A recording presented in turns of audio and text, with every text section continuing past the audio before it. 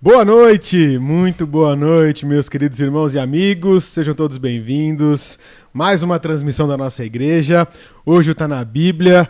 Boa noite a todos vocês, que hoje seja uma noite abençoada pelo Senhor. Amém. E esse aqui é o Tá na Bíblia que está começando agora. Boa noite, pastor Aguinaldo, pastor Rodolfo e Jonatas. Boa noite, irmãos, boa noite, Guilherme, boa noite, pastor Rodolfo, boa noite, Jonatas. Guilherme de volta, né, depois daquela como é que fala? Sessão? Não é sessão. O quê? Sei lá, temporada de comemorações, festivais. Eu ia falar em inglês. Season. Holiday. Então, boa noite, irmãos. Sejam todos muito bem-vindos para esse nosso estudo dessa noite. Boa noite, irmãos. Sejam todos bem-vindos. Guilherme também, seja bem-vindo. Obrigado. Boa noite, pastor Aguinaldo. Boa noite, Jonatas.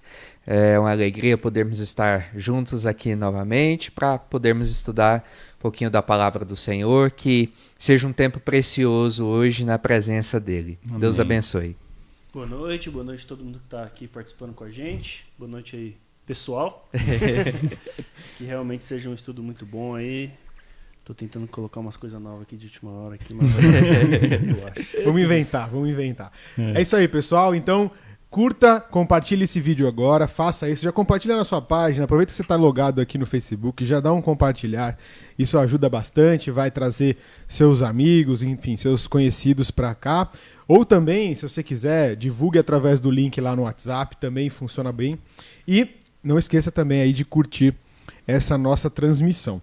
Como a gente falou, hoje é o Tá na Bíblia e a gente está seguindo aquele roteiro daquelas perguntas todas que os irmãos mandaram lá atrás, alguns meses atrás, de dúvidas que tinham sobre as questões bíblicas, e aí aqui a gente separou algumas hoje para a gente conversar, e hoje o tema é: você conhece a Deus de verdade? Então a gente vai falar de Deus segundo as Escrituras e vai passar por umas perguntas aí meio cabeludas, né? Meio tentar descascar esse abacaxi aqui, né? Como é que Deus se revela hoje? Se ele não se revela mais? A gente vai falar também se Deus se arrepende ou não, se a Trindade sempre existiu. Olha, eu não sei nem se vai dar tempo de falar de tudo isso aqui, mas eles colocaram esse...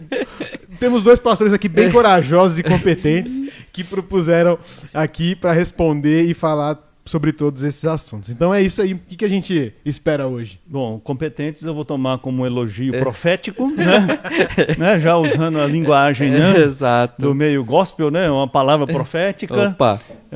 Na esperança mesmo de que a gente possa contribuir para a fé dos irmãos, principalmente, Guilherme, porque muitas pessoas pensam que tem uma fé bíblica, mas não tem, né? Quando você vai passar na peneira o que realmente essa pessoa acredita, você descobre que não é exatamente o que a Bíblia ensina. Então, e esse é exatamente o propósito do Tá na Bíblia. É convidar você a perguntar se o que você acredita está na Bíblia.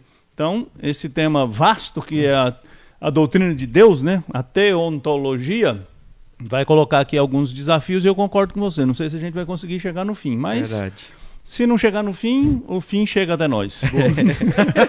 9h30 tá aí. Bom, é importante, né, estudarmos esse assunto, porque é algo que a gente tem sempre batido na tecla aqui, que hoje a gente vive esse mix de teologias, né, e além disso...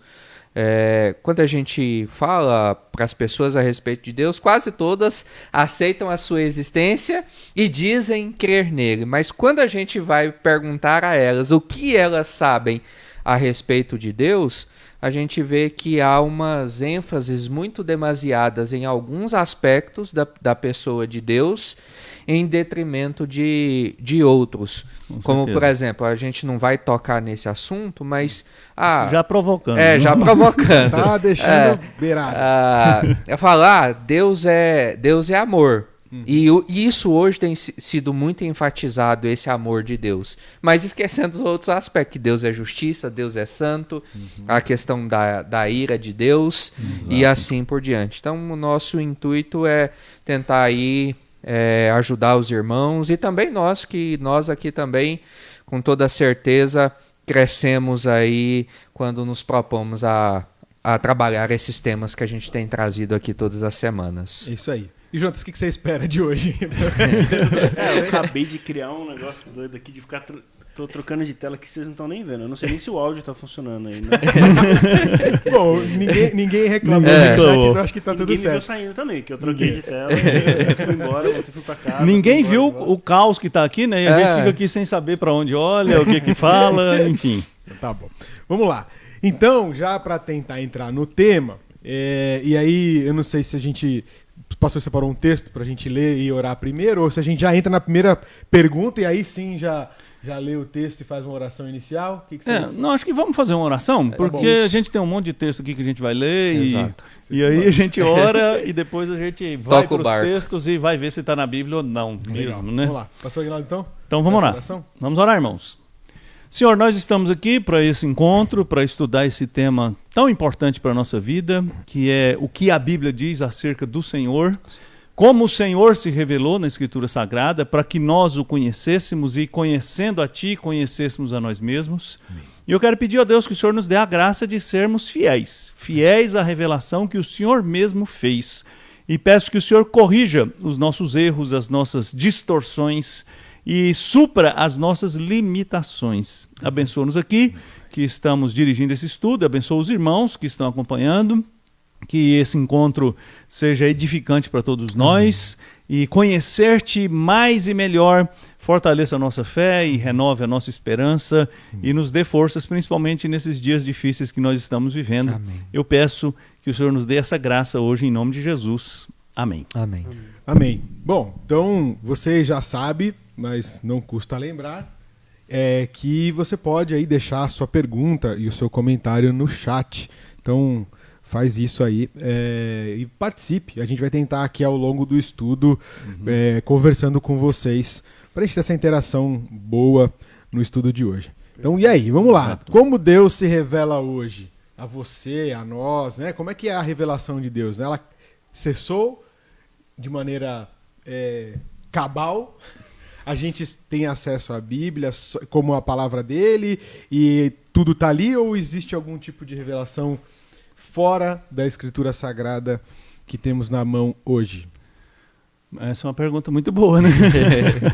Essa é uma pergunta que eu acho que, só colocando aqui um contexto, acho que muitos irmãos acabam tendo essa dúvida, e muitos também daqueles que passaram por outras denominações, porque já ouviram em algum momento uma palavra vinda de Deus e às vezes uma palavra muito direta, num contexto mais particular, né? E aí acaba tendo uma dúvida da pessoa, porque eu acho que tem alguns aspectos dessa possível revelação, né?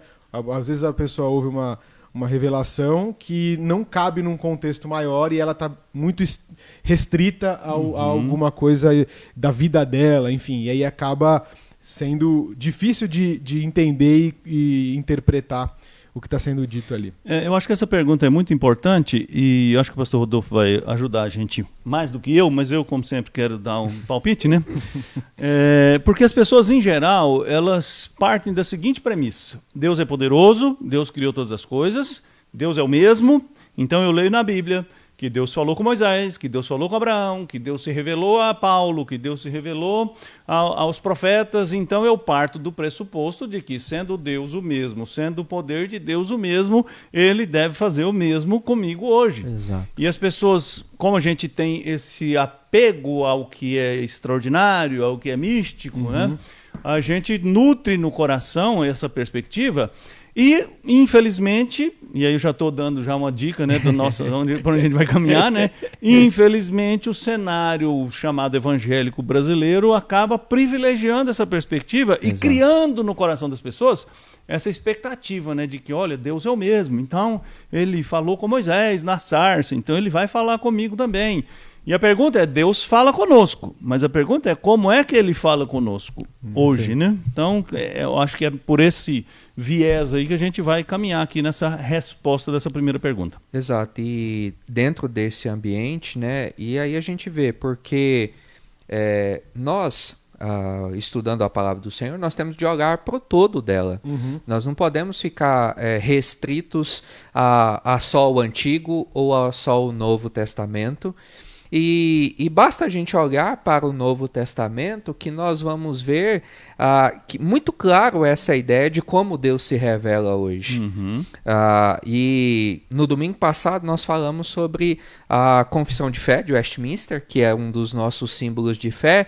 E lá nós temos essa já, num trecho dela, nós temos ali já um norte para a resposta dessa pergunta, que ela fala assim, lá no capítulo 1, na seção 1, ela fala: por isso foi servido o Senhor em diversos tempos e diferentes modos, revelar-se e declarar à sua igreja aquela sua vontade. Que entra dentro um pouco disso, dentro que o pastor Aguinaldo falou, dessa multiplicidade de formas como Deus se revelava ao povo no Antigo Testamento. Mas aí continua. E depois, para a melhor preservação e propagação da verdade, para o mais seguro estabelecimento e conforto da igreja, contra a corrupção da carne e malícia de Satanás e do mundo, foi igualmente servido fazê-lo escrever toda. Isto torna indispensável a Escritura Sagrada, tendo cessado aqueles antigos modos de revelar Deus a sua vontade ao seu povo. Então, a confissão de fé já então responde. Hoje, Deus se revela apenas por meio da sua palavra. Ele usou essa diversidade de formas no passado, mas agora, nessa dispensação que nós nos encontramos, depois de termos tudo o que é necessário para a salvação, para uma vida de santificação, escrito na Bíblia, ele então hoje se revela unicamente por meio das suas páginas. Mas isso está na Bíblia ou está só na Confissão de Fé? Está na Bíblia também. Então, fala aí. Aí eu vou citar aqui um texto lá de Hebreus capítulo 1, no versículo 1 e 2 diz, olha, havendo Deus outrora falado muitas vezes e de muitas maneiras aos pais pelos profetas, e aí a gente volta naquilo que nós falamos domingo passado sobre a confissão dela ser extraída da Escritura Sagrada. Exatamente. Porque aqui a gente vê a semelhança no discurso da confissão. Nestes últimos dias nos falou pelo Filho, a quem constituiu o herdeiro de todas as coisas, pelo qual também fez o universo. Ou seja, significa então que Deus no passado se revelou de formas variadas, né? Usou homens para os quais ele se manifestou e aos quais ele revelou sua vontade, usou esses homens para escrever essa vontade, culminou esse processo todo de revelação na pessoa de Jesus, é isso que o autor de Hebreus está falando, né? Então, nesses últimos dias, ele está falando aqui dos dias dele, né? Nos dias em que Jesus exerceu seu ministério. Ele falou pelo Filho, e o Filho se tornou o herdeiro de todas as coisas. Então, se a gente parar para pensar que toda a Escritura tem como alvo revelar o propósito redentor de Deus, que chega ao seu ápice em Cristo, e que Cristo é a síntese de tudo que Deus falou, então, em Cristo, a revelação se encerra. E os apóstolos? Bom, os apóstolos falaram acerca de Cristo, eles não acrescentaram nada ao que Cristo falou, né? Exato. Por isso eu vou me permitir aqui acrescentar um outro texto, que eu escolhi aqui, que é Gálatas 1, e a gente já falou desse texto várias vezes, né? Mas lá em Gálatas capítulo 1, versículo 6, Paulo está exortando, né, ou admoestando os Gálatas por causa dos desvios que a teologia estava experimentando lá na Galácia, e aí ele faz o seguinte comentário, assim, na carta dos Gálatas, capítulo 1, versículo 6. Admira-me que estejais passando tão depressa daquele que vos chamou na graça de Cristo para outro evangelho, o qual não é outro, senão que há alguns que vos perturbam e querem perverter o evangelho. Aí Paulo falou que para mim é importante aqui. Mas ainda que nós, ou mesmo um anjo vindo do céu, vos pregue evangelho que vá além do que vos temos pregado, seja anátema. Olha como isso é sério. Paulo diz, se vier um anjo do céu, ou se eu mesmo acrescentar ao que já foi dito, algo que ainda não foi dito, seja anátema. E anátema significa seja maldito, seja morto. Isso. Continua. Assim como já dissemos, e agora repito, olha como Paulo quer fazer questão de enfatizar isso. se alguém vos prega evangelho que vá além daquele que recebestes, seja anátema. Porventura procuro eu agora o favor dos homens ou de Deus? Ou procuro agradar a homens? Se agradasse ainda os homens, não seria servo de Cristo. Então, Paulo é muito enfático ao dizer que aquilo que foi pregado está consumado, está pregado. E agora o trabalho dele é simplesmente elaborar a teologia daquilo que foi pregado, ou seja, explicar, aplicar, exato, que é o que ele fez, Pedro fez, o autor de Hebreus fez, João fez, ou seja, ninguém acrescentou, eles simplesmente aplicaram aquilo que havia sido revelado até Jesus, né? Então isso é fundamental, né? Isso é a resposta então para essa pergunta é: Deus fala conosco hoje através da Bíblia Sagrada. Perfeito. E só através da Bíblia Sagrada. Então, pode falar, João. Não, eu estava pensando aqui no seguinte, que eu acho que tem uma questão de termos, assim, não sei se meu microfone está funcionando, parece que não. Mas eu acho que tem uma questão, agora tá. Tem uma questão de termos, eu acho que talvez seja legal a gente pensar. Quando a gente fala revelação, eu acho que podem ter duas interpretações aí, né? Sim. E talvez seja legal a gente falar, porque eu entendi que revelação aqui a gente está falando da palavra de Deus, né? Sim. Da Bíblia, assim. Então, assim, quando a gente fala não tem, tudo já foi revelado, a gente está falando assim, Deus já falou tudo que, dos princípios básicos de vida cristã, do que ele espera, tudo já foi falado, né? Não tem uma coisa nova, isso está encerrado. Mas também existe no popular, né? Quando às vezes a gente fala revelação, a pessoa está esperando uma resposta pontual sobre alguma coisa, né? Como é que isso está dentro, isso não está? Como é que é estranho? Porque isso porque a gente usa o termo revelação também. Deus te revelou que você tem que aceitar esse emprego, sabe? Será que Deus vai revelar? Não sei. E aí eu vou só botar mais vou entornar o caldo aí dessa pergunta, porque na verdade não sou eu só tô aqui fazendo um porta-voz da Carol. Sim. Porque ela colocou aqui, Deus pode falar por meio de sonhos hoje, por exemplo, dar uma direção para uma recusa ou uma situação, né? Uma direção ou situação muito específica e pontual, que aí acho que são duas coisas, ou alguém vai lá e fala alguma coisa para você, te manda uma profetada. Ou você sonhou e o algodão tava molhado. Isso. Você que tava molhado. Uma gideãozada, né? Então, eu vou dizer minha opinião aqui, é o seguinte, como a gente começou falando sobre isso, né, sobre esse anseio que as pessoas têm pelo extraordinário, por respostas. Que o brasileiro ele não é místico culturalmente. Não é. Não gosta do negócio. Não gosta de nada extraordinário, né? Tipo a Alemanha, né? O pessoal nada pragmático. Então, assim, tem esse anseio, e principalmente o anseio por respostas prontas, né? Por respostas feitas. E eu pessoalmente entendo, pelo que a Bíblia diz, que é o que a gente já disse aqui, ao longo da história Deus usou num determinado momento os sonhos. Aliás, tem até uma pergunta aqui sobre sonhos, né? Acho que no fim a gente vai empacotando tudo aqui e vai respondendo tudo, né? Então, usar os sonhos foi um meio que Deus utilizou num momento da história da revelação, que foi aquele período chamado profético, né? Então, só para dar uma palhinha aqui já daquela resposta lá dos sonhos. Então, a gente diz na teologia assim, que houve 3 grandes momentos revelacionais de Deus. O ministério teofânico, que foi aquele período em que Deus falou aos sentidos das pessoas com quem ele queria falar.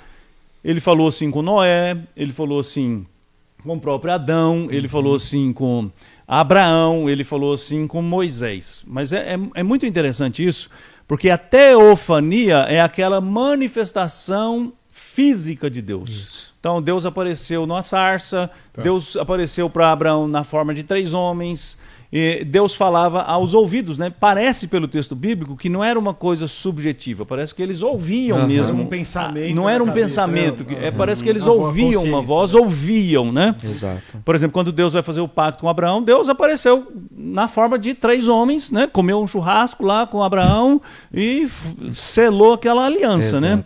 Isso é o que a gente chama de teofania. Mas é muito curioso, que eu até separei um texto aqui, que diz que Moisés foi o último homem que falou com Deus face a face. Né? Nunca mais se levantou um profeta como Moisés que falou com Deus face a face. Então parece que as pessoas não leem muito isso, né? Eu vou ler aqui, Deuteronômio 34:10. Nunca mais se levantou em Israel profeta algum como Moisés, com quem o Senhor houvesse tratado face a face, no tocante a todos os sinais e maravilhas que por mando do Senhor fez na terra do Egito a Faraó, a todos os seus oficiais e a toda a sua terra, e no tocante a todas as suas obras de sua poderosa mão e aos grandes e terríveis feitos que operou Moisés à vista de todo Israel. Então, quando diz assim, nunca mais, não significa que esse método foi proibido por Deus, ou que Deus estava restringindo, mas aquele não seria mais um método, vamos dizer assim, o método principal. E se houve alguma manifestação, ordinário, né? Depois de Moisés, surgiu aquele período que a gente chama o período profético, né? Que Deus falava através de sonhos e visões. Por isso que o profeta no Antigo Testamento, curiosamente, também é chamado de vidente. Né? Ele tinha visões. Então, Deus não falava mais aos sentidos, Deus usava, por exemplo, o êxtase. O profeta ficava em êxtase, o profeta tinha uma visão, mas aí não era uma visão mais física necessariamente, era uma visão subjetiva, mental. Ele sonhava. Mas olha que coisa curiosa, né? Lá em Lucas 16:16 diz assim, que a lei e os profetas profetizaram até João. Desde esse tempo em diante estão sendo pregadas as boas novas do reino. Olha que coisa interessante. O evangelista inspirado por Deus está dizendo que aquele método pelo qual Deus falou depois de Moisés vigorou até João. Isso. João foi o último profeta da antiga aliança. Não é? E aí Deus falou através de Cristo, que é o texto que a gente já leu de Hebreus. Então, Deus fala hoje através de sonhos com as pessoas? Ordinariamente, a resposta é não. Extraordinariamente, quem sou eu para dizer que Deus não possa fazer isso? Mas eu me pergunto o seguinte: será que esse anseio por querer uma manifestação extraordinária de Deus é fé ou é incredulidade? Eu fico me perguntando assim, né? Parece muito piedoso isso, né? Então eu já manipulei a conversa aqui, né? Mas parece assim, muito piedoso isso, né? A pessoa diz assim, não, eu queria que Deus falasse comigo, como ele falou com Abraão, como ele falou com Samuel, né? Samuel era um menino ainda e ouviu uma voz, e aí Eli falou para ele, responde, fala que o teu servo ouve, e aí ele ouviu, e ele...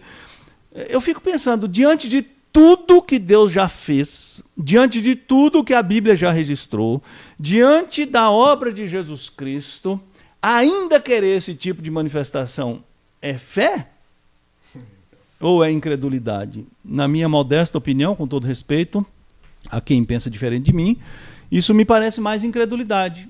É mais ou menos como a pessoa disser assim, se Deus não me der uma resposta muito contundente e clara, eu não vou acreditar.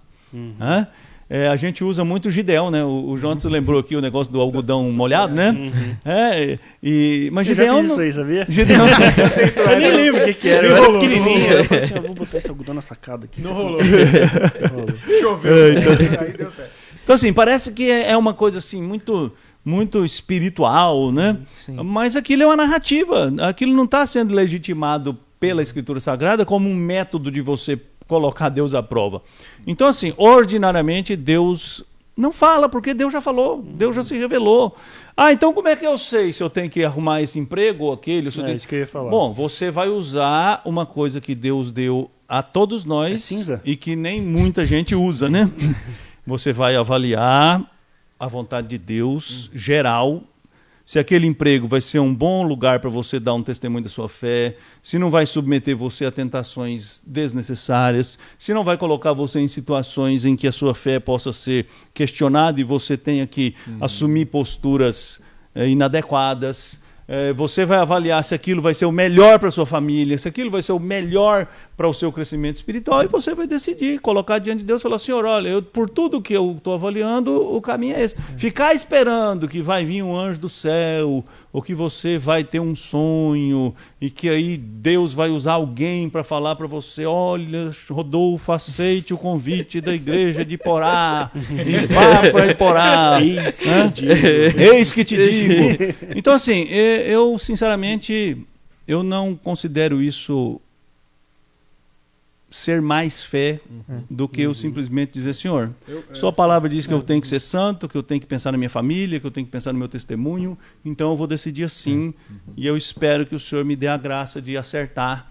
E se lá na frente eu descobrir que eu errei, eu vou pedir perdão e vou voltar atrás, vou pedir demissão e vou arrumar um emprego novo. Eu concordo com isso, porque eu concordo com essa visão que é mais incredulidade do que fé, uma demonstração piedosa, né, de fato, justamente por isso, né? Porque às vezes a gente não para pensar que hoje as informações que a gente tem, né, o conhecimento que a gente tem de Deus é muito diferente, né, daquilo que os nossos irmãos do passado tinham.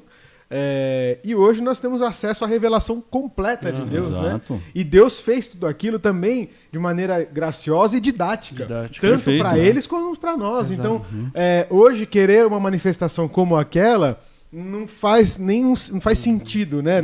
Quando a gente olha todo o contexto histórico da caminhada do povo de Deus. E parece, né, que hoje parece que a chamada lei do menor esforço é o que dirige a gente, inclusive nas questões da vida espiritual, né? Porque diante de questões como essas, então eu deveria, deixa então eu me debruçar sobre a Escritura, deixa eu estudar, deixa eu buscar, deixa eu tentar entender.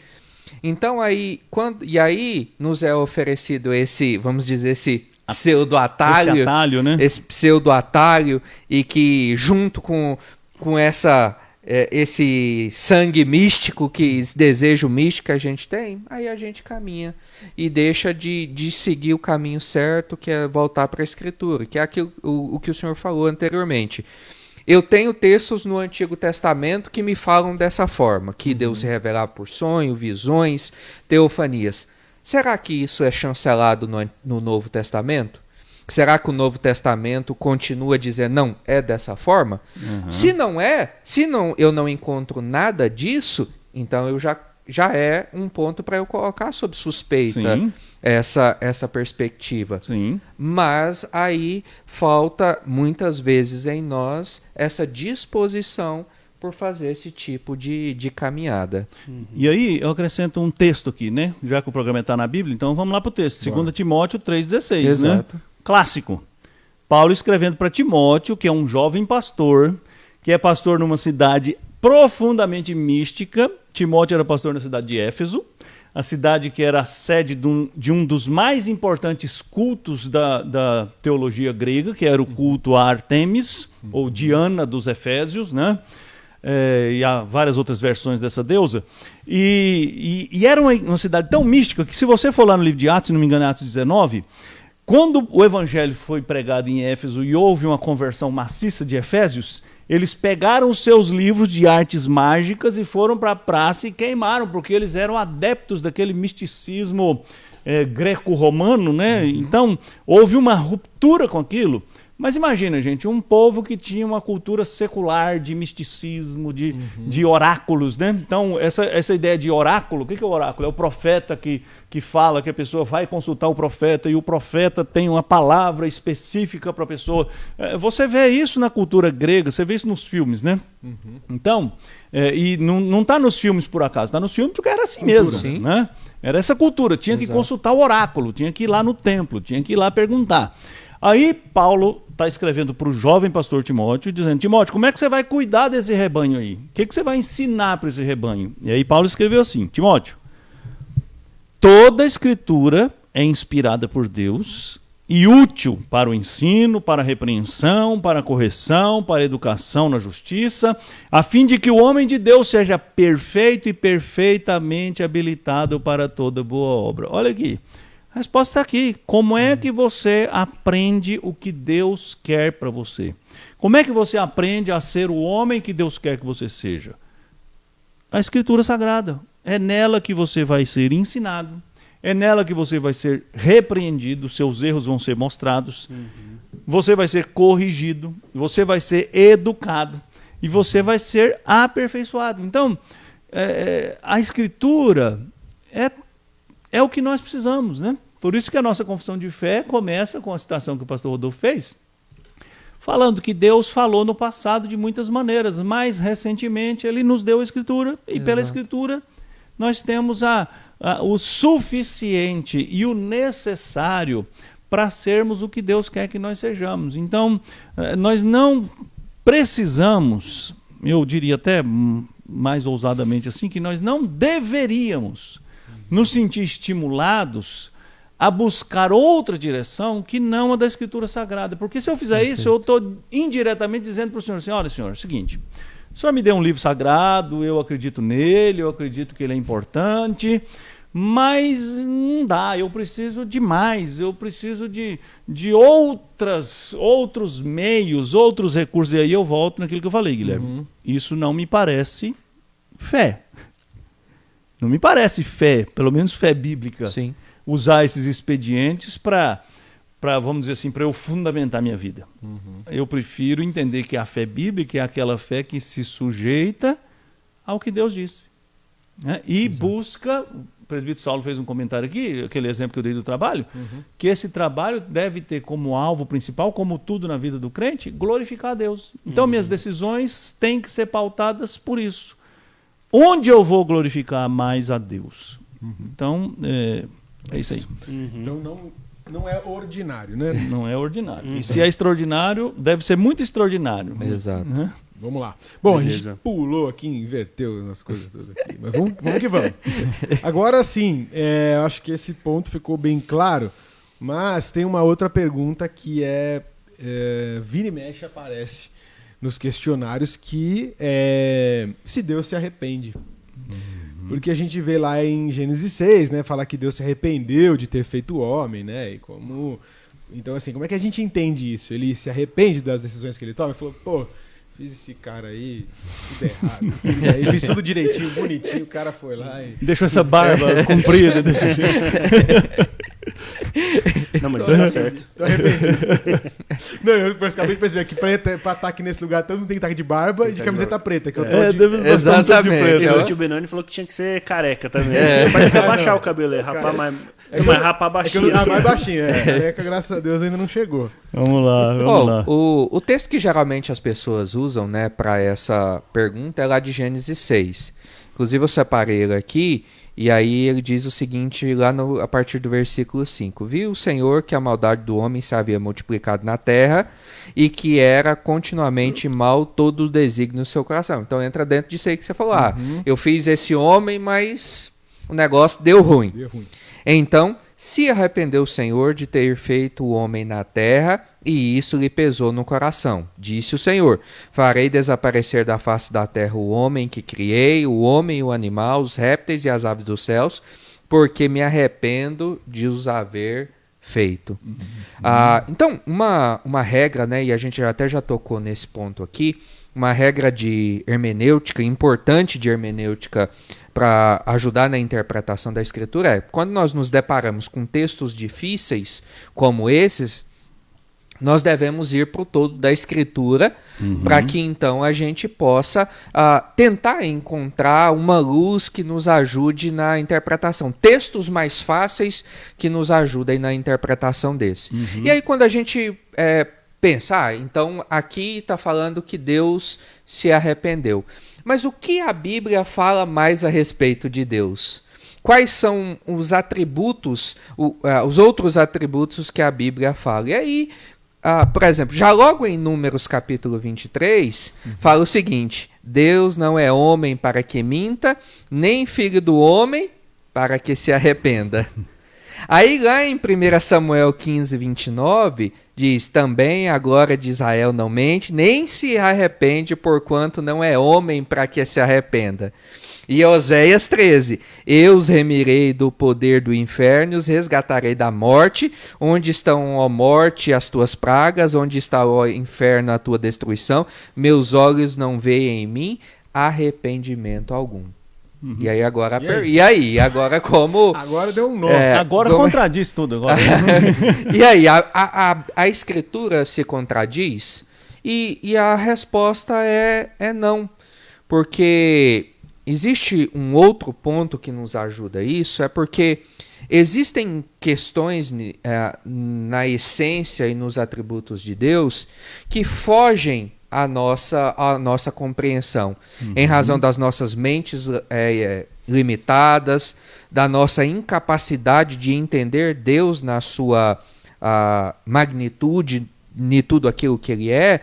Deus às vezes precisa se adequar ao nosso entendimento. Sim. Se adequar de uma forma que nós possamos compreendê-lo. Então aqui nós temos um caso em Gênesis 6 daquilo que se chama de antropopatismo, que, ou seja, é a atribuição de sentimentos humanos a Deus para que nós possamos compreendê-lo. Ou seja, quando Deus fala de si mesmo, ele acomoda essa linguagem às nossas capacidades. Então ele vai se descrever como tendo membros corporais ou esses sentimentos. Então, quando ele vai estabelecer essa mudança de procedimento para com os homens, ele descreve nessa ideia do arrepender-se. Ou seja, o arrependimento de Deus não ocorre por causa de mudança nele, mas porque houve uma mudança no homem, no ser que ele criou. Ou seja, em outras palavras, Deus de fato não se arrepende. Essa é uma linguagem para adequar, que ressalta essa mudança que aconteceu no ser humano, dele mudar de propósito, que era glorificar a Deus e se alegrar nele para todo sempre, para agora viver essa vida completamente devassa e perdida como ele está vivendo. Então, em outras palavras, o que eu posso entender é que, considerando que nós aprendemos quase sempre por comparações, né, por associações de ideias. Exato. E considerando que a Bíblia foi escrita para homens, então ela precisa usar as categorias que os homens compreendem. Então, quando Deus, há no ser de Deus uma reação que eu quero descrever, mas que eu não tenho uma linguagem divina, né, para descrever essa reação de Deus, eu uso aquilo que me parece mais próximo do que eu compreendo que Deus está fazendo. Um exemplo disso também é quando a gente fala de ira de Deus, né? Então essa palavra Deus se ira é uma palavra que os crentes em geral têm muita dificuldade com ela, né? Porque para nós a palavra ira é raiva, associada, né, à raiva, àquela indisposição, vingança, né? E vingança e tal. Só que aí, quando a Bíblia usa a palavra ira para referir-se a Deus, ela não está falando deste sentimento, ela está falando daquela justa indignação de Deus contra o pecado e tal e tal. Isso é o que o pastor Rodolfo colocou muito bem, que é o antropopatismo, né? Que é atribuir patos, né? Sentimentos humanos a Deus, né? Então, essas duas palavrinhas. Nós estamos mais acostumados com a outra palavrinha, que é antropomorfismo, né? Exato. Por exemplo, quando diz que Deus tem mãos, que Deus tem asas, que Deus nos acolhe como uma galinha, nos cobre com suas asas. Ou seja, Deus não tem asa, Deus não tem mão, Deus não tem pé, Deus não tem olho, porque Deus é espírito, né? Mas ao usar essa linguagem, ele se acomoda à nossa capacidade cognitiva para que você entenda, olha, houve em Deus uma reação diante do que o homem se tornou, que parece a mim que ele se arrependeu, né? Mas como o pastor Rodolfo colocou muito bem, o homem mudou-se, o homem seguiu um caminho diferente daquele que Deus queria que ele seguisse. Então Deus estabeleceu um caminho para esse homem também. Talvez um exemplo disso, num outro contexto, é quando, por exemplo, o escritor do livro de Josué diz que Josué orou e o sol parou, né? Isso.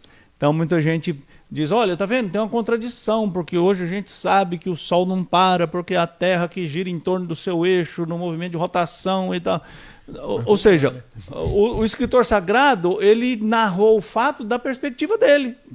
Então você está aqui, é meio-dia, e não passa, o Sol continua lá, meio-dia, durante, né, muitas horas. O que eu descrevo? O Sol parou, eu não sinto a Terra girando, né? E eles também não tinham essa noção, né? Então a Bíblia não respeita o relato bíblico, respeita a condição do conhecimento que se tinha. Então, na verdade, Deus não se arrepende. Deus, ele é imutável. Eu costumo pensar assim, ó. Arrepender significa mudar, né? E quando você muda, você só tem duas opções. Ou você melhora ou você piora. Exato. Né? Tá. Então, se Deus mudou, significa que ele melhorou ou piorou. Se o plano melhorou, não era perfeito. E se o plano piorou, deixou de ser perfeito. E Deus só faz planos perfeitos. Né? Os planos de Deus não têm adaptações. Exato. E é curioso, né? Vou só acrescentar uma outra pimentinha aqui, que a gente não lembra dos textos que usam a palavra arrepender em nosso favor, né? Por exemplo, vou ler um texto aqui de Jeremias 26:13, né? Agora, pois, emendai os vossos caminhos e as vossas ações, e ouvi a voz do Senhor vosso Deus. Então se arrependerá o Senhor do mal que falou contra vós outros. Ou seja, Deus disse que ia punir o Judá por causa do pecado, e aí Jeremias diz, olha, muda de vida. Né? Quem sabe Deus não se arrepende de fazer o que ele falou? Exato. E a prova que ele não se arrepende é que ele fez exatamente o que ele falou, né?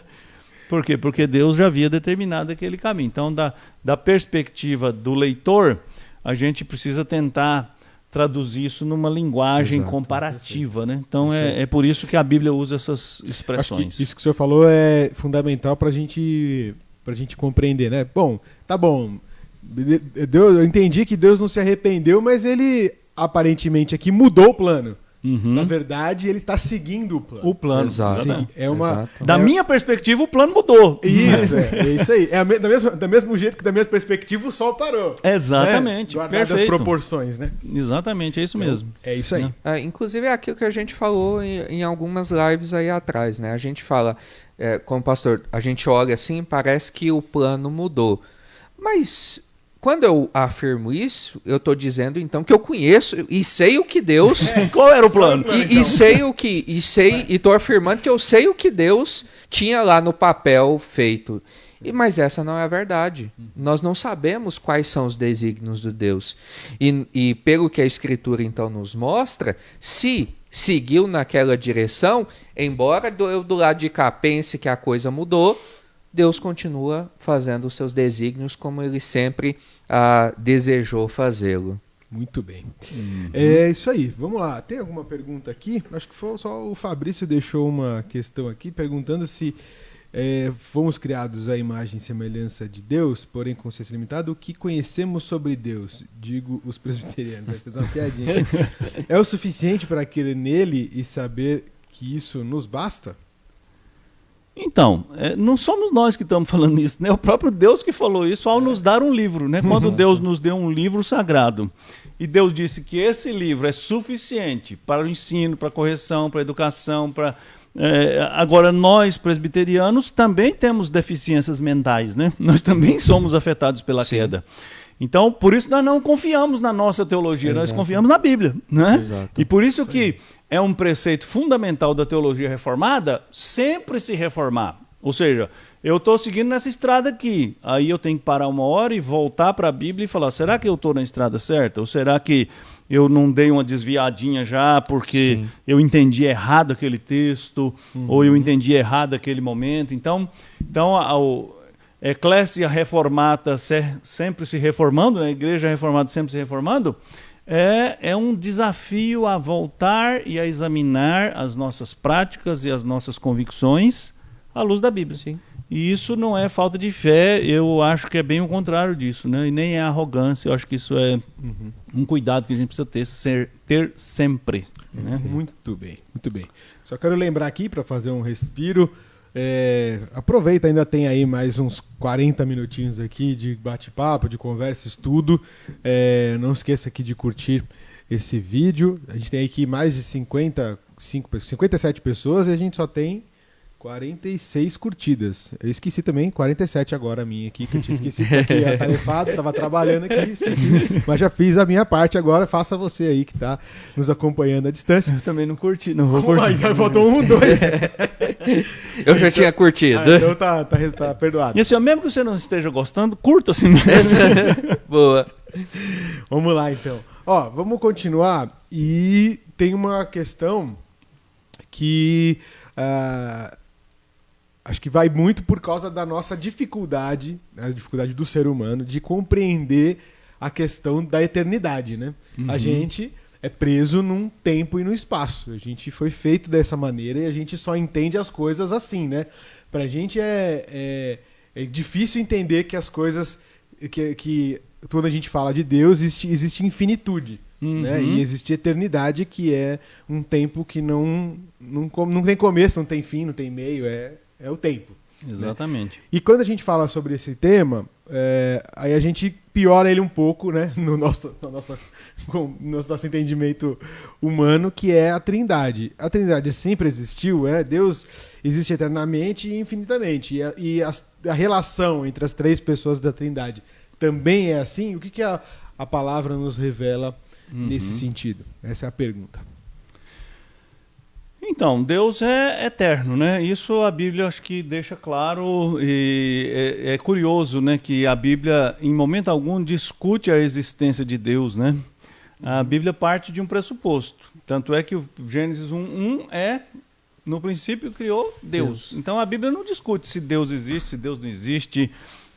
A Bíblia simplesmente afirma que há um Deus e que esse Deus é o Criador de todas as coisas.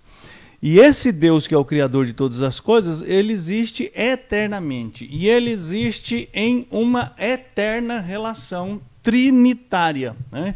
Então a tripessoalidade de Deus, ela é claramente ensinada na Escritura, embora seja dentre as doutrinas fundamentais da fé cristã, uma das mais complexas e mais difíceis de explicar, porque ela não guarda nenhuma relação com qualquer coisa que a gente conheça, né?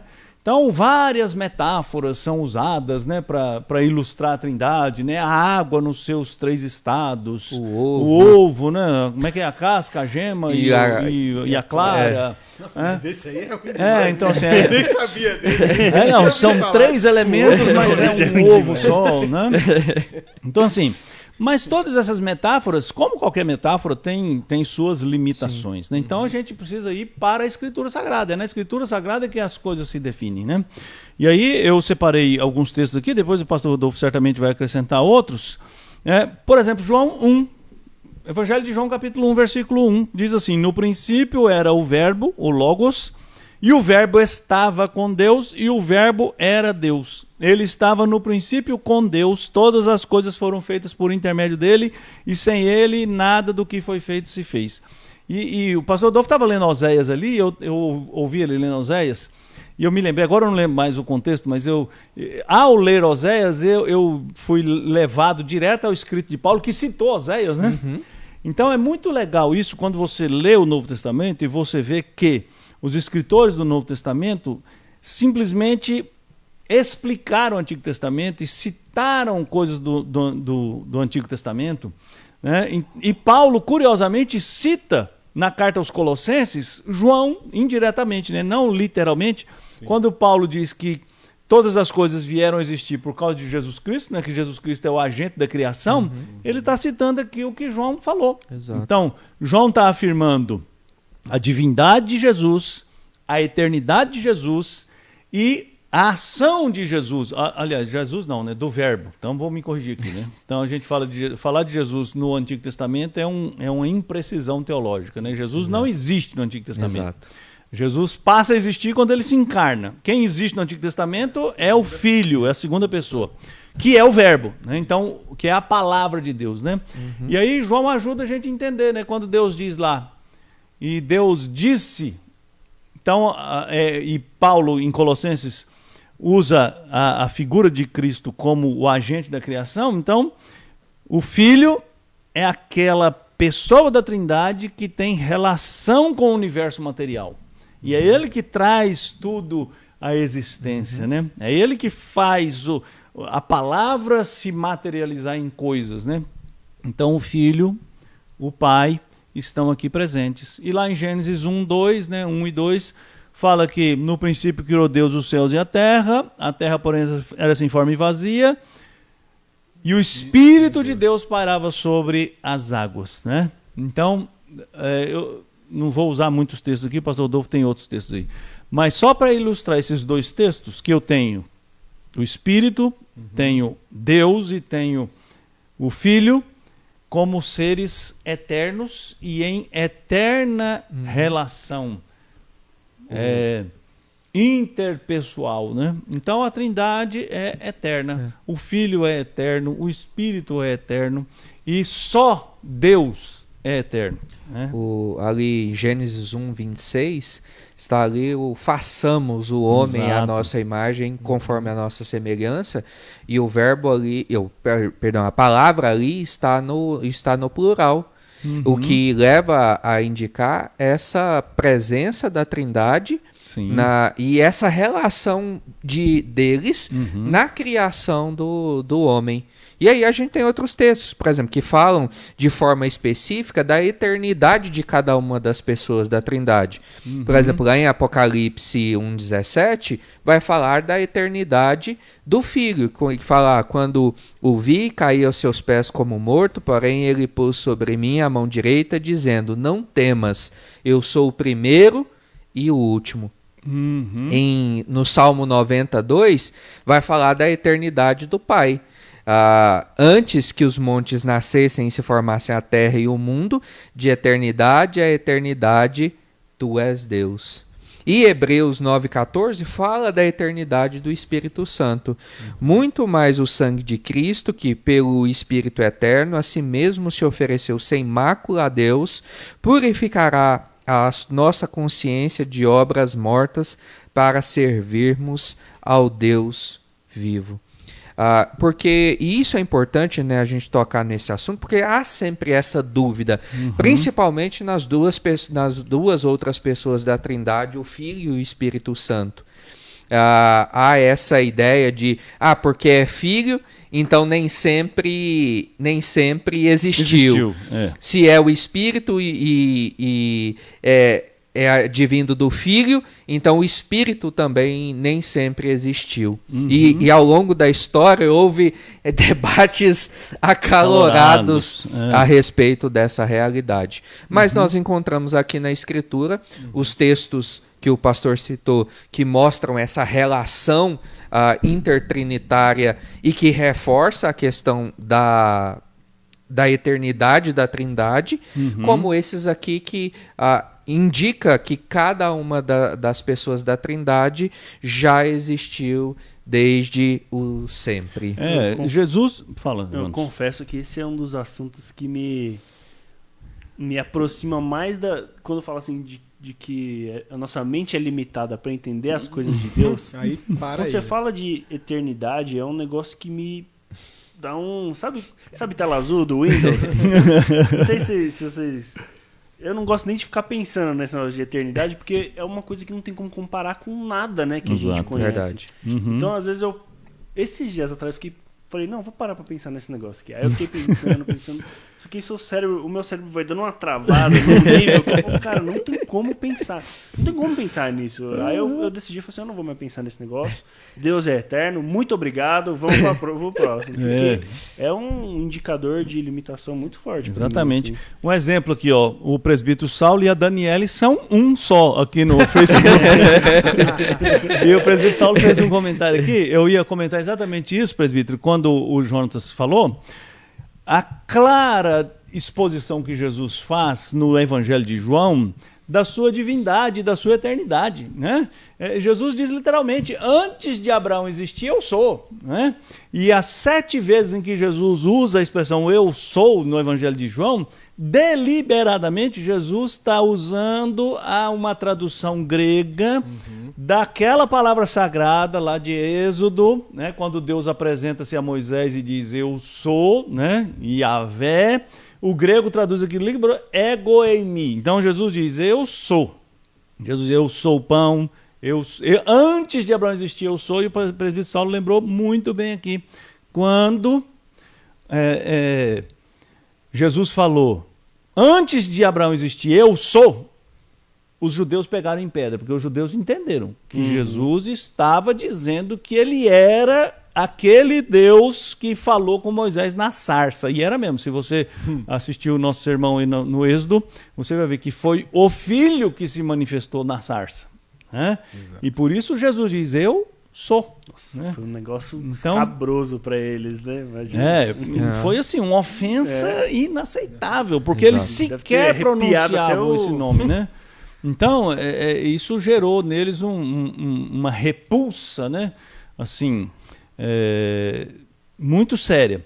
E até vou fazer um comentário aqui da colocação que o Marcos colocou, né? O Marcos falou de como conciliar a ideia do primogênito, filho, com a existência desde sempre. Uma coisa que a Escritura Sagrada ensina, e o pastor Rodolfo falou das grandes controvérsias cristológicas, né? Então, se você for lá para a história da igreja, você vai descobrir que os primeiros 5 séculos da igreja foram gastos teologicamente no esforço de definir essa doutrina da Trindade e o papel de cada pessoa da Trindade dentro dessa relação intratrinitariana, né? E essa ideia do filho, qual é a conclusão a que nós chegamos à luz da Escritura Sagrada? Que Jesus é chamado de primogênito ou de unigênito porque ele nunca ocupou outra posição senão a de filho, ou seja, ele foi e é o Filho eterno, ele é eternamente filho. Exato. Então a Trindade existe nessa configuração eterna, Pai, Filho e Espírito Santo. Então, é por isso que não há dificuldade na Bíblia de chamar o filho de filho, porque ele é filho eternamente filho. Ele é eternamente gerado, para usar uma expressão do Concílio de Calcedônia, né, se não me engano, ele é o eterno filho, ele foi eternamente gerado. E a ideia de geração ali não é no sentido de que ele veio a existir, é que ele, dentro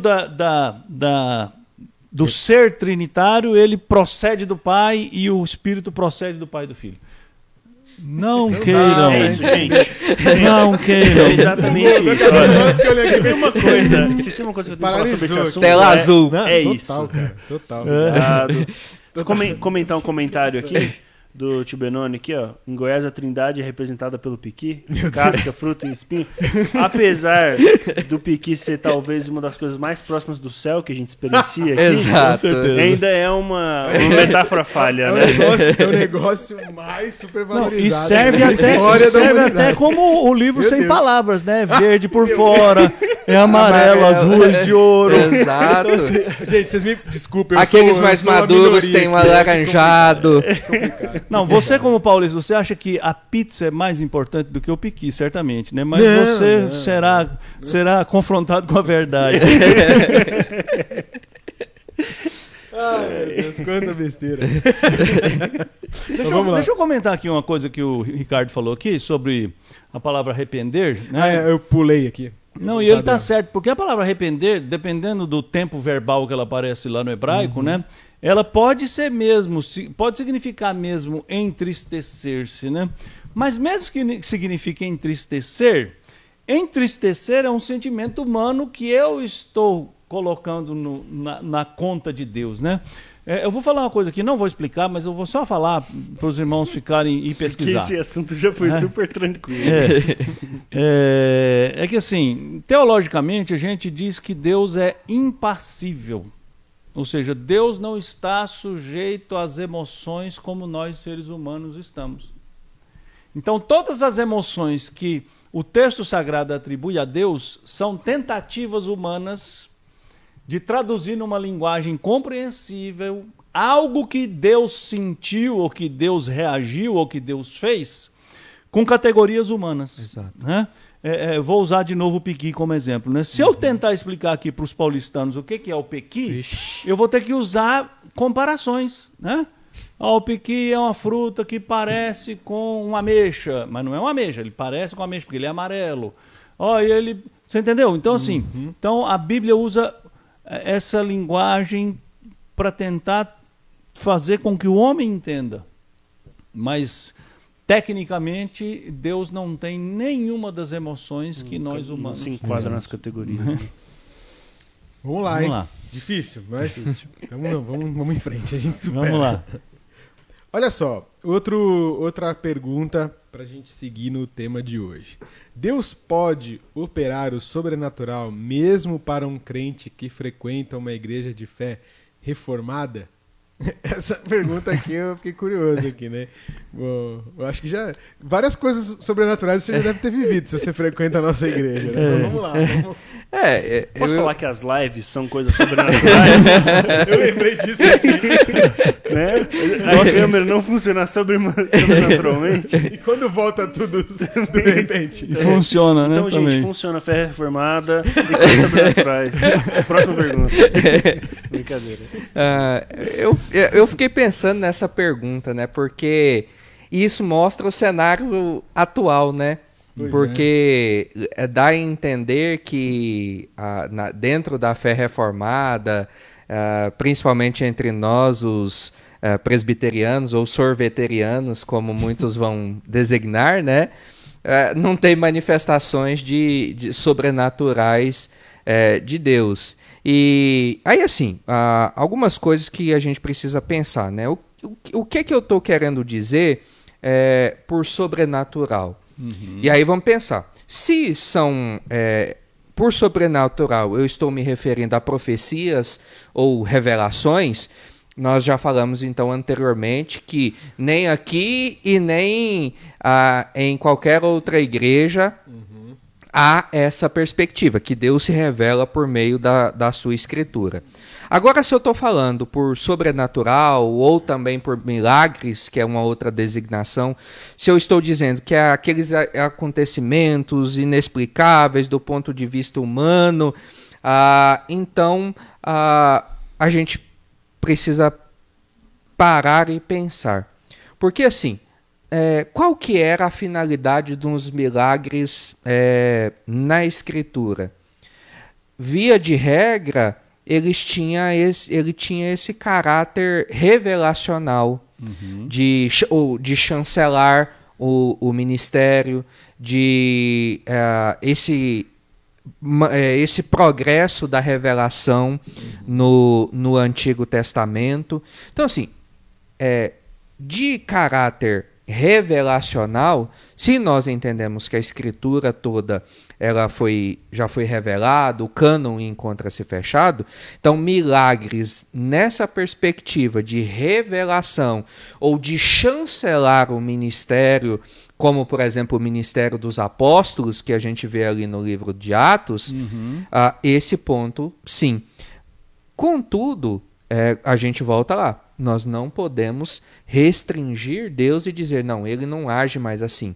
Então, e nós somos testemunhas de Deus operando de forma sobrenatural na vida de pessoas, curando-as, livrando-as. Mas também a gente precisa ver que Deus ele não age só por meio do sobrenatural. Deus ele age também por meio do ordinário. Sim.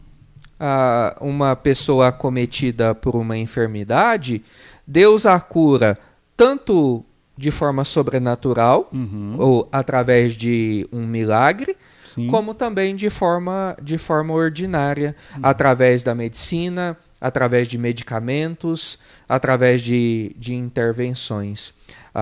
Então, em ambos os casos, nós precisamos reconhecer esse agir de Deus.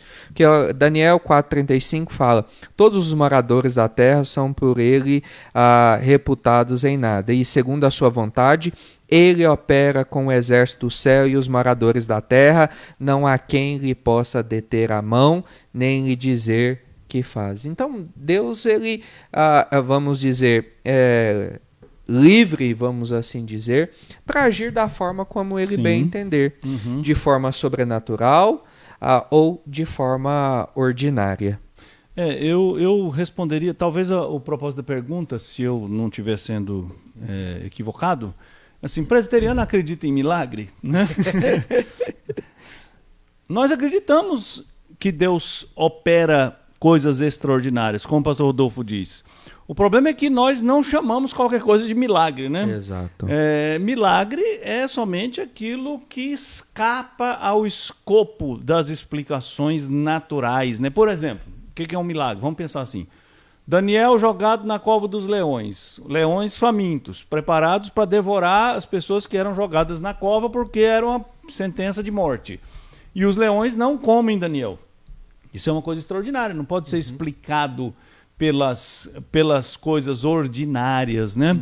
Agora, você querer, porque Deus fez isso no passado, impor a Deus como prova do seu poder, prova do seu amor, prova do seu cuidado conosco, que ele faça hoje as mesmas coisas que ele fez no passado, isso um presbiteriano não vai fazer jamais. Exato. Por quê? Porque os próprios milagres, os milagres em si mesmos, dizem pouco acerca do que realmente você é e do tipo de fé que você tem. Vou só ler um texto aqui, porque está na Bíblia.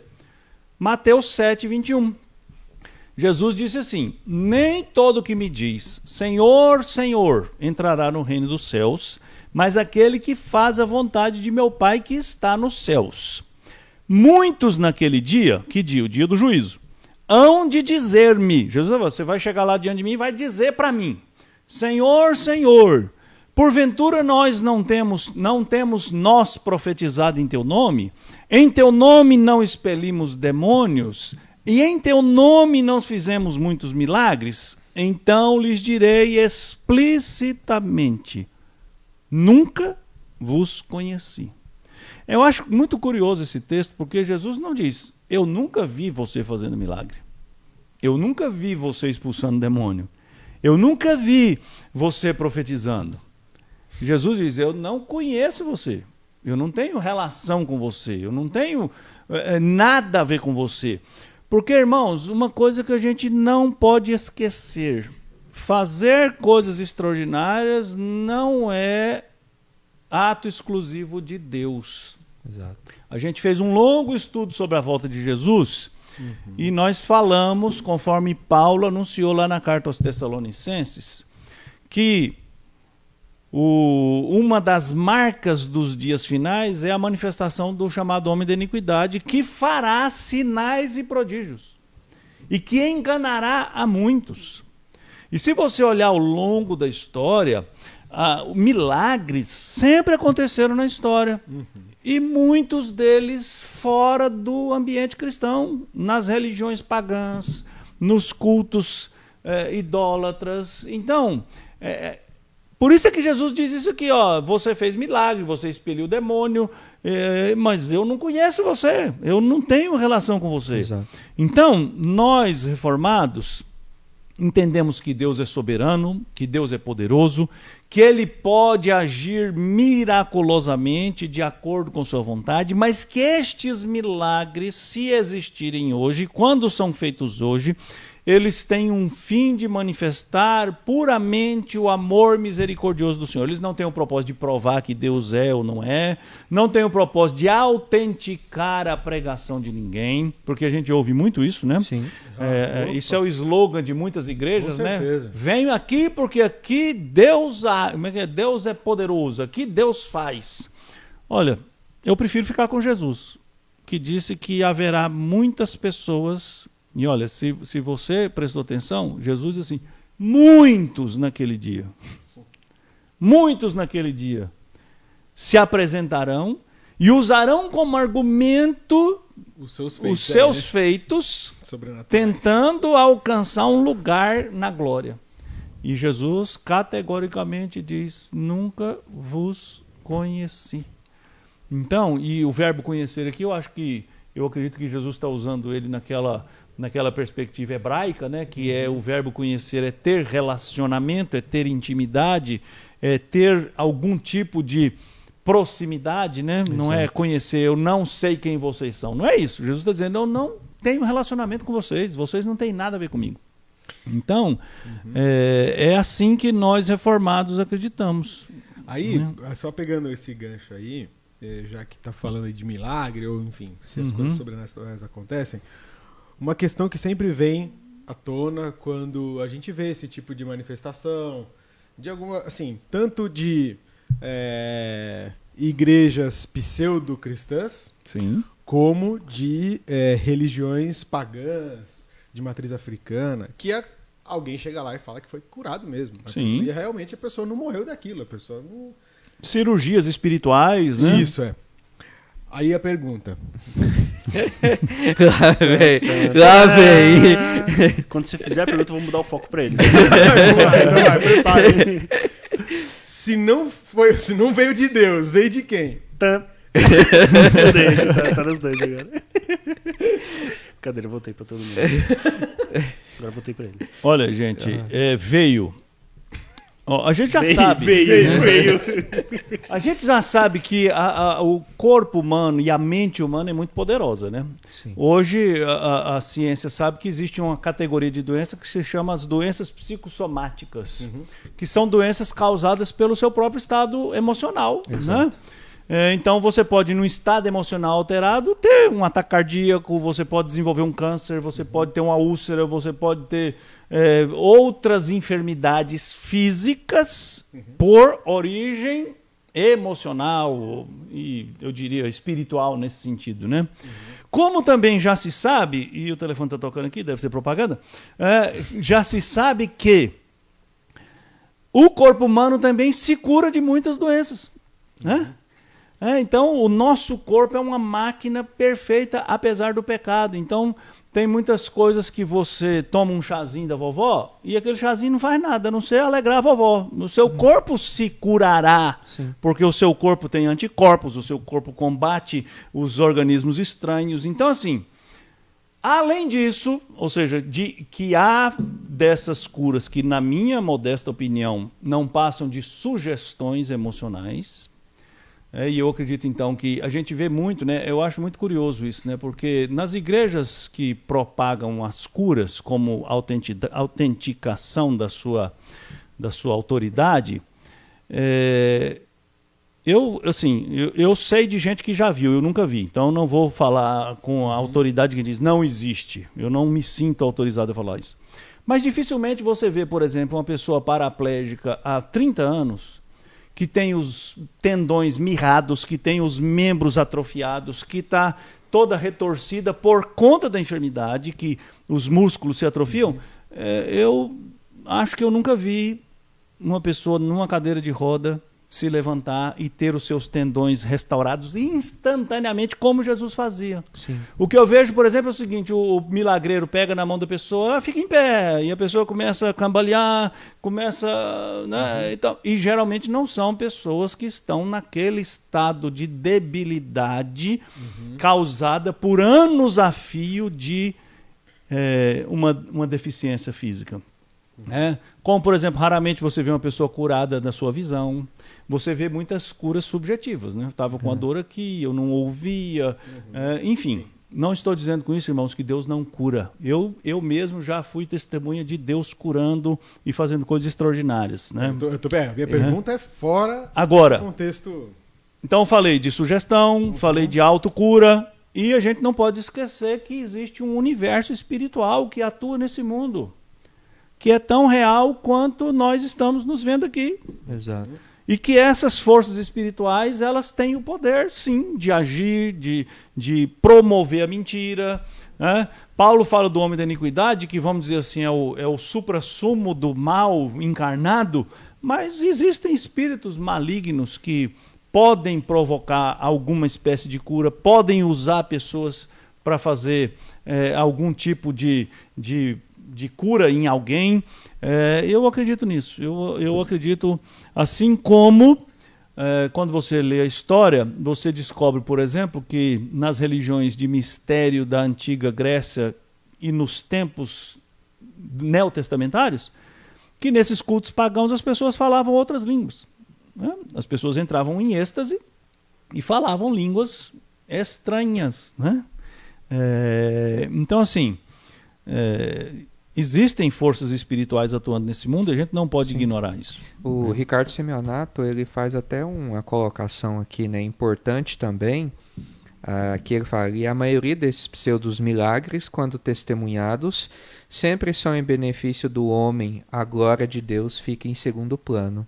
Assim, E é o que é o que a gente tem visto hoje. É o pastor que cura, o apóstolo que ressuscita.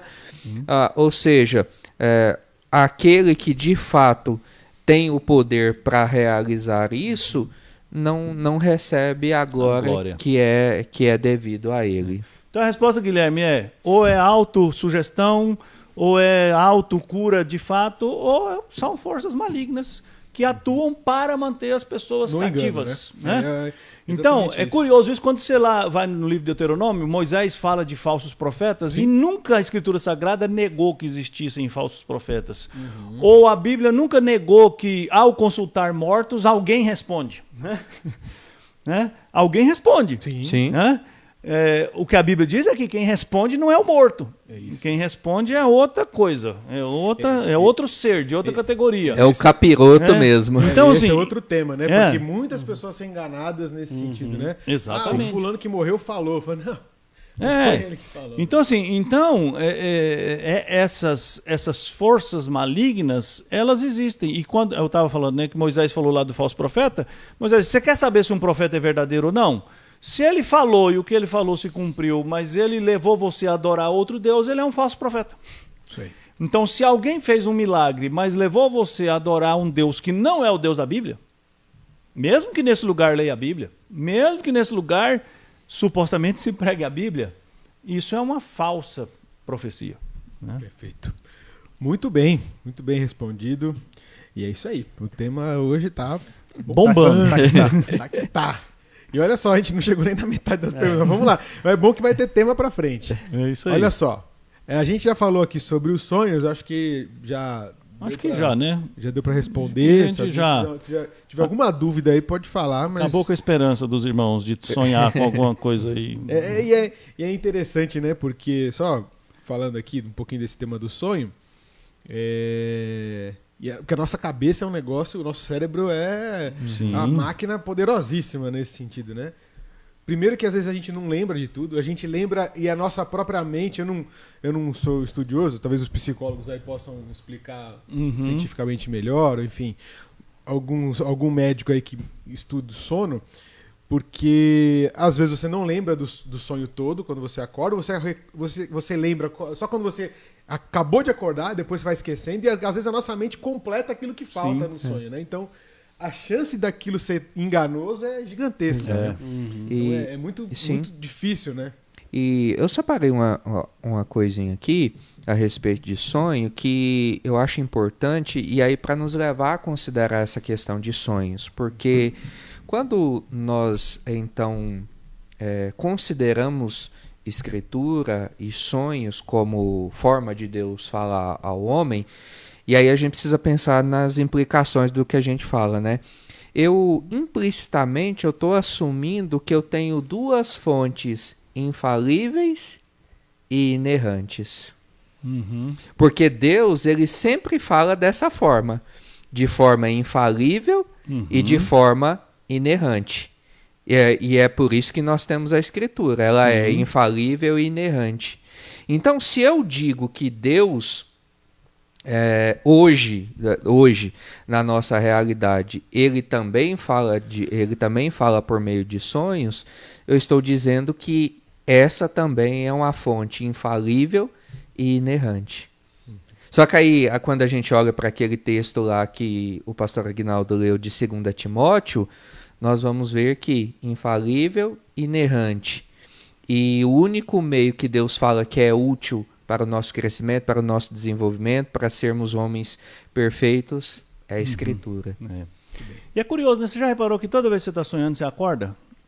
Sabe por quê? Por quê? Eu já li alguma coisa a respeito disso. Você só sonha quando você está num nível de sono bem leve. Então, quando você está num nível de sono profundo, você não sonha. Por isso é que, geralmente, os sonhos são interrompidos por acordar. Então, o irmão que sonha muito está precisando fazer uma sonoterapia, porque ele deve estar dormindo mal. Né? Então, geralmente, quando você sonha muito, é verdade. Né? Você acorda cansado. Porque você... E outro, o sonho é aquilo que você falou. Nossa mente é fantástica, né? Então, no nosso HD, nada apaga, né? Então, o sonho, o seu cérebro começa a rebuscar aquelas imagens e aquelas cenas e aquilo que são as você coisas viveu. mais loucas, né? Porque mistura todos os lugares e todas as pessoas de universos diferentes da sua vida, Exatamente. se juntam ali, você passa da porta de um lugar e você está em outro. É um negócio maluco. Exatamente. De repente, você dá de cara com Thanos. Você voa no sonho. É um negócio absurdo. Vamos lá, vamos em frente. Tem perguntas aqui. Não, só o Fabrício aqui fazendo graça falou que vai vender um piqui abençoado pelo reverendo Aguinaldo baratinho. O Emerson falou aqui perguntando se a gente acredita em revelações por lives. Eu não sei se ele tá... se é sério ou se é uma brincadeira, se alguém tá fazendo isso aí por aí, né? Deixa eu falar uma coisa aqui sobre isso, então. Nosso tempo está acabando, deixa eu falar uma coisa aqui. É muito interessante isso. Eu não sei se é isso que o Emerson está falando, né? Eu acho que ele está brincando com a gente. Mas é muito impressionante como Deus fala conosco, né? Através da Escritura Sagrada. Sabe? Quantas vezes eu, como pastor e como pregador, ouço das pessoas que aquela mensagem que ela ouviu, que eu me esforcei para ser somente uma exposição do texto bíblico, me esforcei para não ser nada da minha cabeça, para não ser nada que eu inventei. Infelizmente, nem sempre a gente consegue, né? A gente mistura, às vezes, as coisas, que nós somos humanos e limitados, né? Mas como aquela palavra pregada, alguém ouve e ela ouve como ela de fato é a palavra de Deus. E a pessoa chega e diz, era o que eu precisava ouvir. Né? E não é porque fui eu que falei, não. É porque a palavra de Deus falou. Né? E aí eu recomendo um artigo do reverendo Paulo Anglada, você pode pesquisar na internet, um artigo sobre a teologia reformada da pregação, né? Em que nós acreditamos que quando um pregador proclama a palavra de Deus, subordinado à palavra de Deus e sendo fiel ao texto bíblico, é Deus que está falando. Né? Então Vox Dei. Vox Dei, né? Acho que o artigo se chama Vox Dei, né? Teologia reformada da pregação, alguma coisa assim. Então é muito interessante isso. Né? Muito bem. Vamos lá. Acho que dá tempo de mais uma pergunta? Acho que dá. Beleza. Ó, o Nil tá aí no chat, pastor. Falou que quer mexer aqui nessa iluminação também, viu? Ô, Nil, seja bem-vindo, Nil. Venha consertar nossa iluminação aqui. Depois do que você fez aqui na igreja, você vai ser sempre bem-vindo. Aliás, você está convidado para vir na igreja no estudo bíblico para você ver o trabalho que vocês fizeram, viu? Ou no estudo bíblico, não, num culto de domingo, né? Exato. Por enquanto, Foi quase um milagre. Para quem não conhece, o Nil é o nosso amigo que trabalhou na igreja, está trabalhando, né, fazendo a nossa nova iluminação. Muito bom ter você aqui, viu, Nil? Beleza. Olha só, acho que é a última pergunta aqui. Para quem devorar? Deus, aí acho que é Pai, né? Deus Pai, Jesus ou Espírito Santo? Aí vamos tentar fechar nosso estudo de hoje com essa pergunta. A gente já deve ter, acho que comentou em alguma live já. No passado, nesses meses passados aí. Já foram tantas transmissões online. Olha só, olha quem fala. Alguém tentou achar a palavra temporada começando com S. Caesar. Olha só, foi pego. Mais de 80 já. Foi naquela live que aconteceu 80 anos atrás.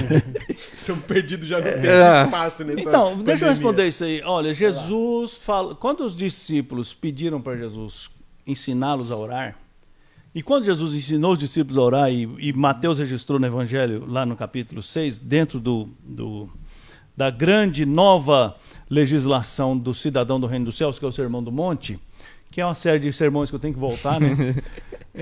Jesus começou dizendo assim, portanto, vós orareis assim, Mateus 6:9. Pai nosso que estás nos céus, santificado seja o teu nome. E aí depois a gente pode acrescentar vários textos em que Jesus dirá aos seus discípulos que as orações devem ser dirigidas ao Pai em nome dele, porque ele é o mediador.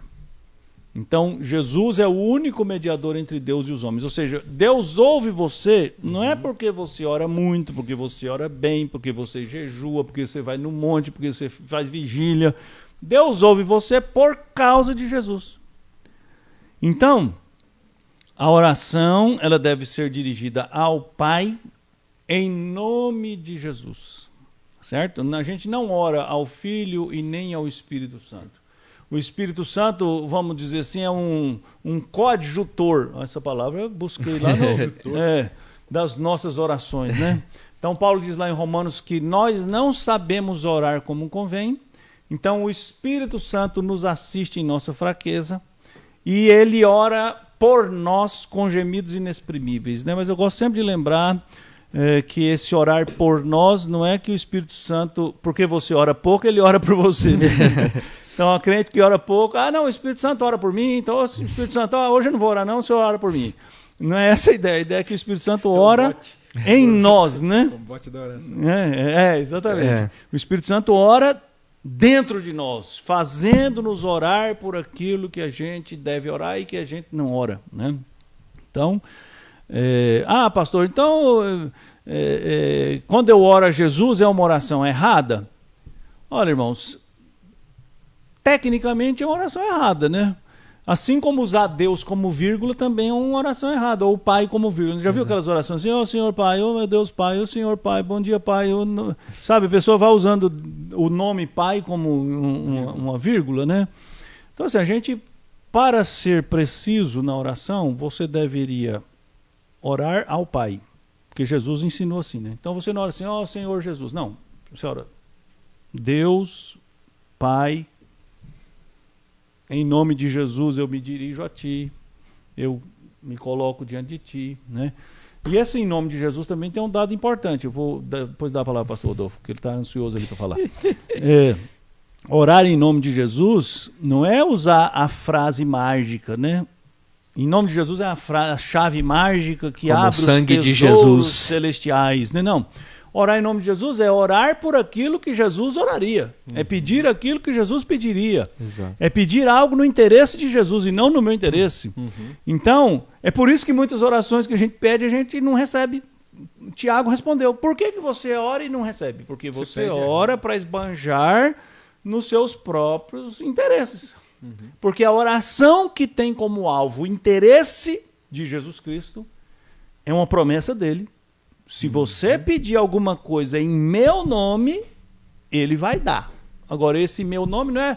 Você, Senhor, eu queria uma Lamborghini em nome de Jesus.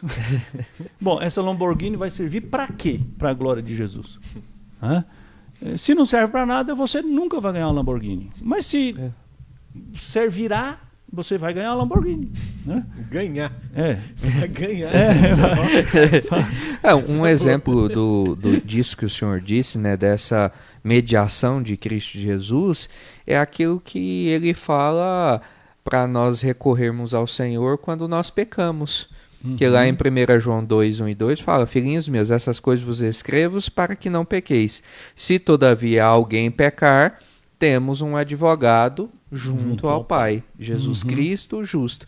Ele é a propiciação pelos nossos pecados, e não somente pelos nossos próprios, mas ainda pelos do mundo inteiro. Então, ressalta esse papel mediatório entre nós e Deus, porque o Senhor o Pai é aquele que perdoa, e Cristo Jesus é aquele que nos media nessa relação com o Pai, que pagou o preço, que foi o ofertante e o sacrifício ao mesmo tempo, que agora, por meio dele, o perdão nos é concedido quando nós clamamos, como também há o pedido de perdão na oração lá do Pai Nosso. Exatamente. Esse clamor que nós nos dirigimos ao Pai pedindo que Ele perdoe os nossos pecados por meio de Jesus Cristo, que é a propiciação por esses nossos pecados. Só uma palavrinha pastoral aqui, Guilherme, assim, para os irmãos que talvez ao orar não tem esse cuidado, né, com a terminologia, dizer o seguinte, não se afobe, mas aprenda, sabe? Deus não vai deixar de ouvir sua oração porque ela não está, vamos dizer assim, correta terminologicamente, né? Sim. Mas é muito bom a gente usar a terminologia correta, usar as palavras corretas, aprender a usar a linguagem bíblica, a linguagem ensinada pela Escritura Sagrada. Afinal de contas, Jesus foi que ensinou que nós devemos orar dizendo assim: Pai nosso que estás nos céus. E aí a oração que Jesus ensinou é esse modelo, né? Esse padrão que inclui a glorificação, que inclui adoração, que inclui súplica, que inclui submissão, pedido de perdão. Ou seja, a oração pode assumir várias formas e vários conteúdos, mas é bom ela seguir sempre essa orientação, né? Orar ao Pai em nome de Jesus com o suporte do Espírito Santo. Muito bem. Ok, acho que chegamos ao fim. O Marcelo Carlesso deixou uma pergunta aqui, perguntando se o pastor pensa, o que você pensa por aquela experiência de quase morte, e se você conhece algum presbiteriano que tenha passado por isso. Só congelado. Olha, Marcelo, essa é uma questão muito curiosa, né? Eu já vi vários documentários sobre isso, já li algumas coisas sobre isso. E eu confesso que eu nunca nunca tive muito interesse nesse assunto, até porque assim, eu tenho uma perspectiva de que a mente humana é um terreno tão vasto, né? A gente ouve muito as pessoas falam assim, que o homem só usa 5% da sua capacidade cerebral. Eu acho tão engraçado isso, né? Eu queria saber onde é que é o medidor de capacidade cerebral. Tem gente, então, que usa 0,00, a dízima periódica de uns 5 mil zeros, 1. Né? Então, assim, eu já li algumas coisas a respeito disso.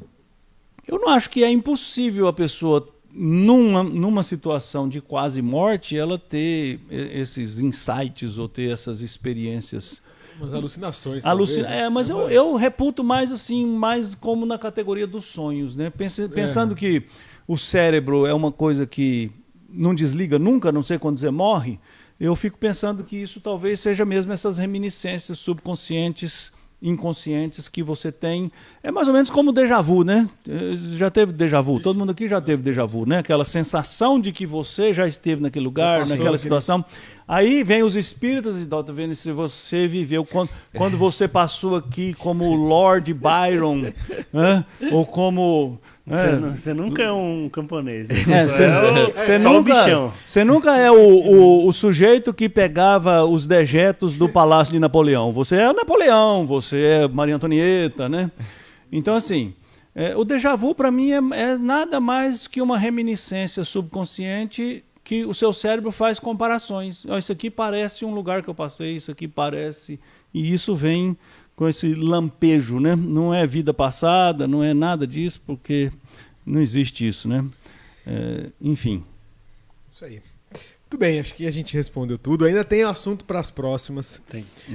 Se a sua pergunta que você colocou lá naquele formulário lá atrás ainda não foi respondida, a gente espera um dia chegar na sua pergunta. Então, tenha paciência e a gente ainda tem assunto para conversar.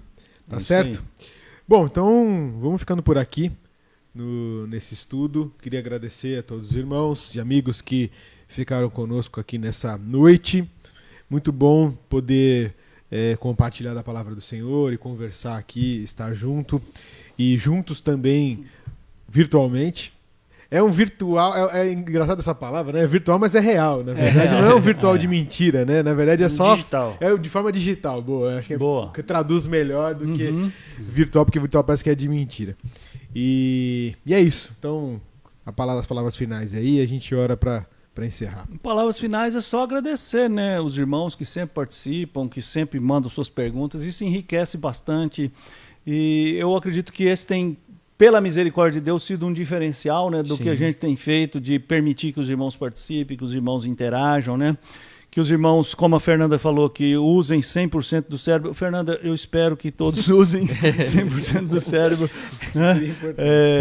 E eu concordo com você, usa mesmo. Infelizmente, nem sempre a gente usa para coisa boa e a gente enche o nosso cérebro de coisa que não acrescenta muito. Verdade. Né? Mas muito obrigado a vocês, obrigado Guilherme, obrigado Jonatas, né? Agora que acabou a estação, a season de comemorações, né? E do Guilherme está de volta aqui. Então, Deus abençoe a todos vocês, irmãos, e a todos nós. Meus irmãos, Deus abençoe, muito obrigado mais uma vez por tudo quanto vocês aí têm nos ajudado nessa caminhada, com toda certeza esse apoio que vocês nos dão em cada uma das nossas transmissões é muito importante e com toda certeza enriquece e muito aqui essa nossa discussão. Ficaria algo muito chato, né? Só nós aqui conversando e sem interação, então eu creio que ajuda bastante nesse período, além de nos aproximar um pouco aí nesse período em que a gente não pode estar juntos uns com os outros. Então, Deus abençoe. Muito obrigado pela presença de cada um de vocês. Obrigado também aqui aos nossos irmãos que mais uma terça-feira estamos juntos aqui. Isso aí. Agradecer também, foi muito bom. Desculpa as piadinhas aí, às vezes mais fortes do que eu. Mas foi muito bom mesmo, assuntos muito legais. A gente tem bastante coisa para discutir ainda, né? Nessa season de perguntas. Mas é isso, muito obrigado. Aí o Roger disse que já pode jantar também. Espero que eu possa também jantar. Espero jantar em casa. Aliás, eu também. A gente podia trazer um outro bolo, né? Lembrar dos primórdios. Agora que todo mundo comeu o bolo junto aqui. Eu acho que algum irmão podia trazer um bolo, né? Opa! A gente mantém a distância, meu irmão deixa lá embaixo e a gente pega, enfim. Muito obrigado. Tá bom. Pastor Rodolfo, ora, por favor. Vamos lá. Vamos encerrar. Senhor, no nome de Jesus, nós queremos agradecê-lo por esse momento tão precioso onde pudemos conhecer um pouco mais do Senhor. A tua palavra mesmo nos revela que nós conhecemos mais a nós mesmos quando conhecemos ao Senhor.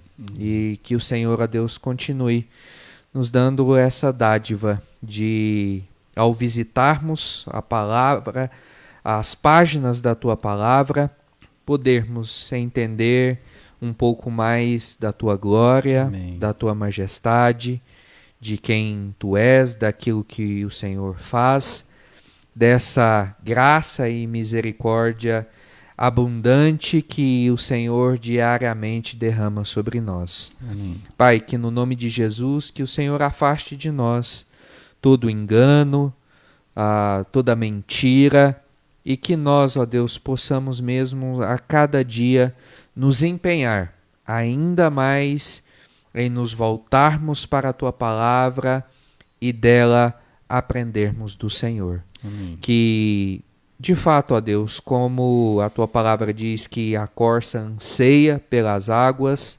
a terra seca anseia pela chuva, que nós também possamos ansiar ardentemente por conhecer o Senhor e nos relacionarmos de forma ainda mais profunda contigo. Amém.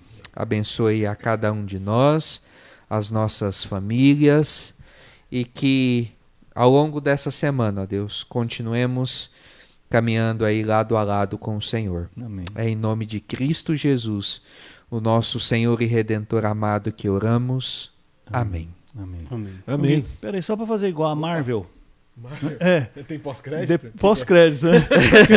Eu esqueci de falar que tem o nosso culto de aniversário da IPB, sábado, nos canais oficiais da IPB, né? Então digita lá, @IPBOficial, tanto no YouTube quanto no Facebook. O culto presencial vai ser lá na Igreja Unida, mas você vai poder participar online. E de tarde vai ter a reunião dos homens, né? Então o presbítero Elias depois vai mandar o link do Zoom para os homens se encontrarem. Então, isso aí é o pós-crédito. Beleza. A Leti falou que vai mandar um bolo aí. O negócio já rendeu. Eita, maravilha. Benção pura. Melhor se for zero carb, porque aí o Gui come e eu tô gordo, posso comer também. E aí fica todo mundo feliz. Tem que ser um bolo de carne, então. Um rocambole de carne moída. Opa, aí. Agora foi uma boa ideia. Boa ideia, Opa, gente. Deus nos abençoe. Deus meus abençoe. irmãos. A fome bateu. Um abraço. Tchau. É.